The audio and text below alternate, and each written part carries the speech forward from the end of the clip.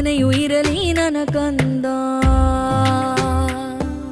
ಕಲ್ಲಿನ ಮುಳ್ಳಿನ ಹಾದಿಯು ನಿಂದು ಹೆಜ್ಜೆಯ ನೋಡುತ್ತ ಇಡು ಕಂದ.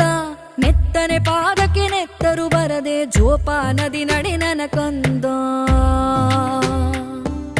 ಚುಕ್ಕಿಯು ದಿಕ್ಕ